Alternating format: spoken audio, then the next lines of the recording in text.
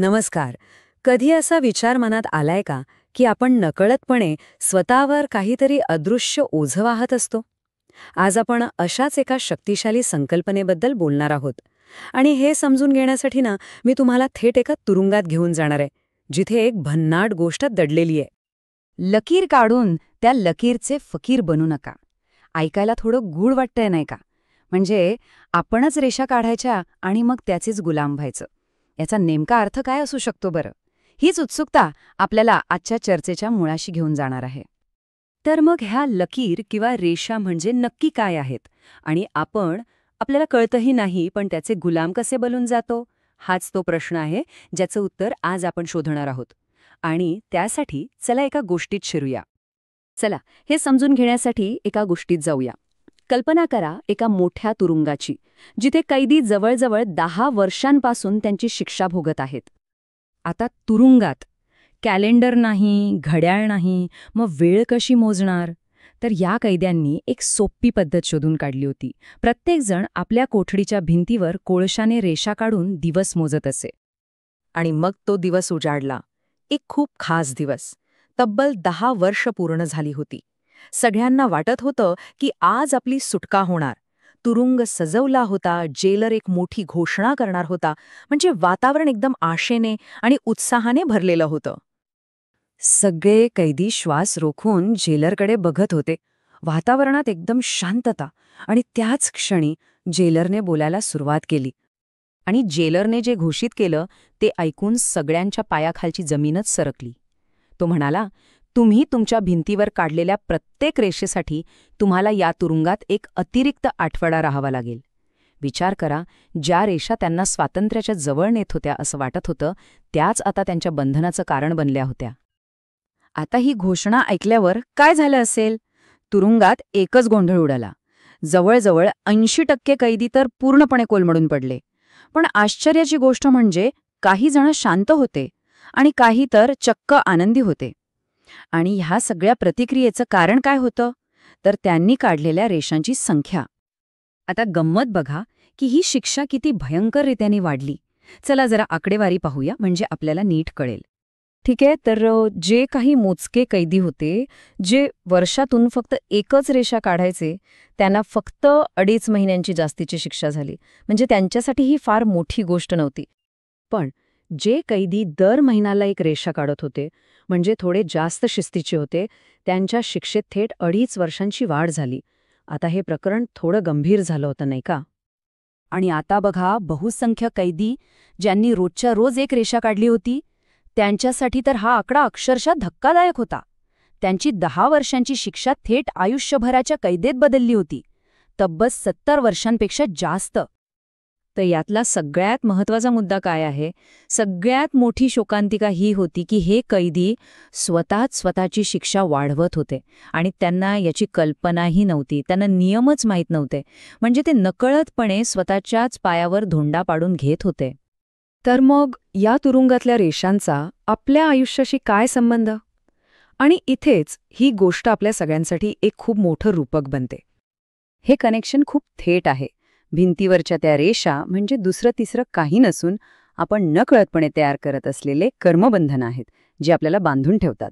आपला प्रत्येक नकारात्मक विचार, प्रत्येक चुकीचा शब्द, प्रत्येक नकारात्मक कृती मागे एक ठसा सोडून जाते, एका अदृश्य रेषेसारखा. आणि आपण या रेषा रोज काढत असतो. आपल्याला कळतही नाही. ऑफिसमधल्या कर्मचाऱ्याला किंवा शिपायाला रागवताना, ट्रॅफिकमध्ये दुसऱ्या कोणावर तरी ओरडताना, किंवा अगदी मनातल्या मनात एखाद्या दुकानदाराबद्दल वाईट विचार करताना सुद्धा आपण ही रेषा काढतच असतो. आणि हे उदाहरण तर अगदी परफेक्ट आहे. यातला फरक बघा. समजा आपण एखाद्या दुकानदाराशी बाहेरून खूप नम्रपणे वागतो. ठीक आहे, धन्यवाद, मी नंतर येतो असं म्हणतो. पण मनात काय विचार चालू असतात? हा माणूस चोर आहे, मला लुटतोय. तर जरी आपण बाहेरून चांगलं वागलो तरी आतल्या त्या नकारात्मक विचाराने एक बंधनकारक रेषा किंवा ठसा तयार होतोच. आता हे ऐकून थोडं भीतीदायक वाटू शकतं, पण एक चांगली बातमी आहे. ज्याप्रमाणे आपण ह्या रेषा काढू शकतो ना, त्याचप्रमाणे त्या पुसून टाकायलाही शिकू शकतो. आणि याचं उत्तर प्रतिबंधात नाहीये, तर रोजच्या स्वच्छतेच्या सरावात आहे. म्हणजे कदाचित आपण रेषा काढण्यापासून स्वतःला नेहमीच नाही रोखू शकणार. माणूस आहे, चुका होणार. पण दिवस संपताना ती पाटी स्वच्छ करण्याचा पर्याय आपल्याकडे नेहमीच असतो. त्यासाठी हा एक अगदी सोपा 3 पायऱ्यांचा सराव आहे. रोज रात्री झोपण्यापूर्वी दिवसभरात काय काय झालं, कोणाकोणाशी काय बोलणं झालं, हे शांतपणे आठवायचं. मग कळत नकळत कुणाचं मन दुखावलं असेल तर त्यांची मनातल्या मनात क्षमा मागायची. आणि सगळ्यात महत्त्वाचं, हे लक्षात ठेवायचं की ही क्षमा आपण स्वतःच्या मुक्तीसाठी मागत आहोत, स्वतःला त्या बंधनातून सोडवण्यासाठी.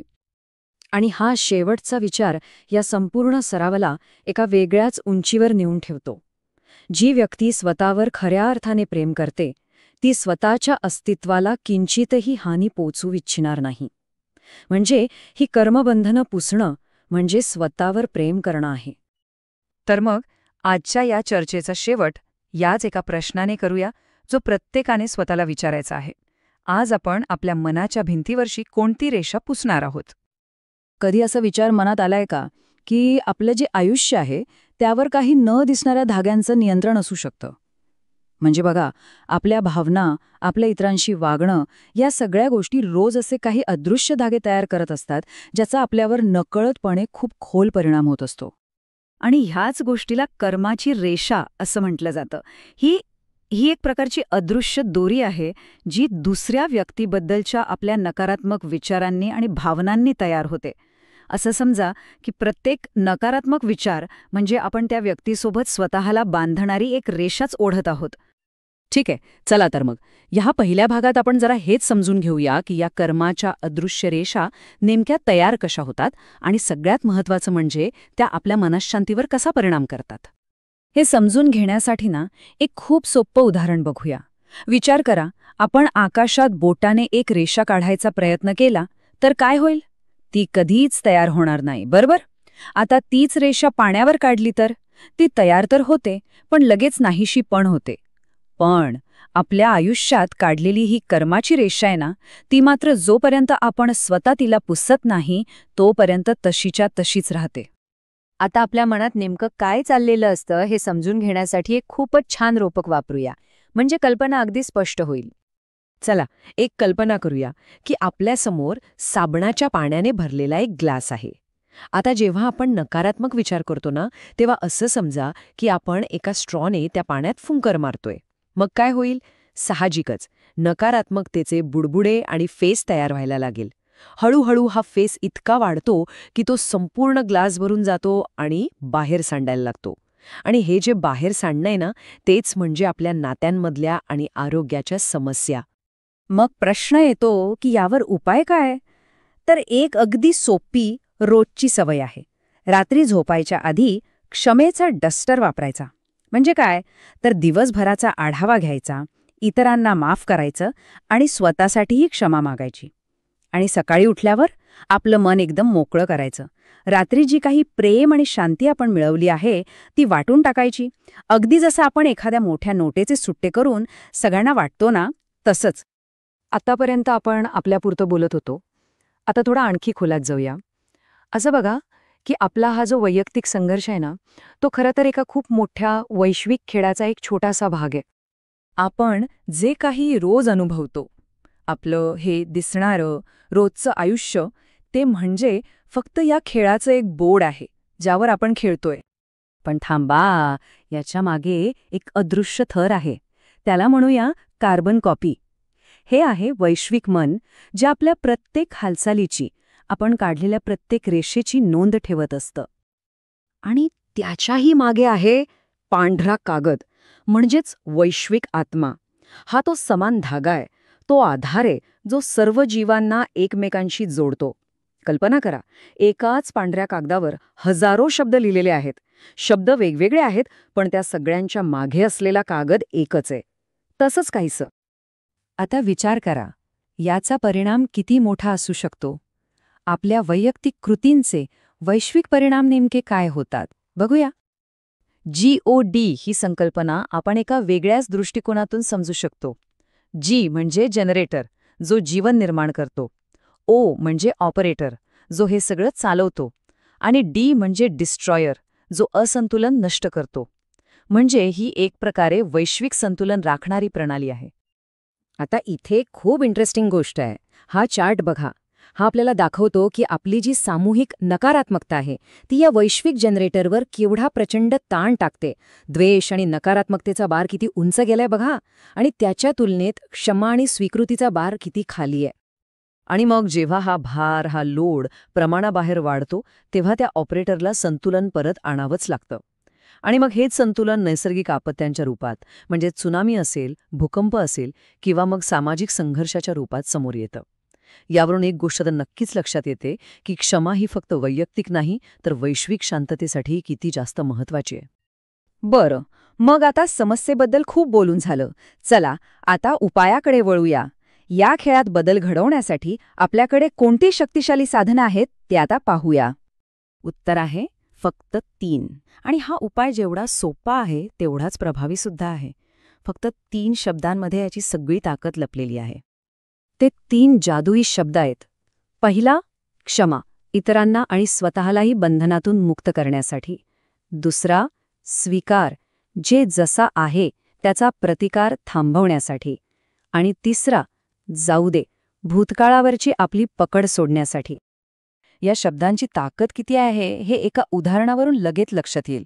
कल्पना करा की कोणीतरी आपल्याला एक पत्र दिलंय आणि त्यात आपल्याबद्दल खूप वाईट साईट लिहिलंय. ते वाचताना साहजिकच खूप त्रास होतोय. पण त्या पत्राच्या अगदी शेवटी लिहिलंय, मला फक्त माझी भडास काढायची होती, मला माहीत आहे की तुम्ही तसे नाही आहात, कृपया मला क्षमा करा. आता विचार करा, हे शेवटचे शब्द वाचल्यावर कसं वाटेल? जणू काही त्या सगळ्या जखमेवर कोणीतरी मलम लावलंय, हो ना? इतकी प्रचंड ताकद आहे या क्षमा शब्दात. तर मग आता या वैश्विक खेळात आपलं लक्ष पुन्हा एकदा स्वतःवर आणूया. कारण आपली चाल ही आपलीच जबाबदारी आहे. आणि एक गोष्ट लक्षात ठेवली पाहिजे की या सगळ्याचा अंतिम उद्देश फक्त बरं वाटणं नाहीये, तर स्वतःला आतून पूर्णपणे रिकामं करणं आहे. का? जेणेकरून तो वैश्विक आत्मा आपल्यामधून व्यक्त होऊ शकेल. आपण या जगात शांतता आणि संतुलन पसरवण्यासाठी फक्त एक माध्यम बनू शकू. आणि जाता जाता एक विचार करण्यासारखा प्रश्न, जर आपलं मन खरंच पूर्णपणे रिकामं आणि शांत झालं तर आपलं आयुष्य कसं असेल? या प्रश्नावर नक्की विचार करून बघा.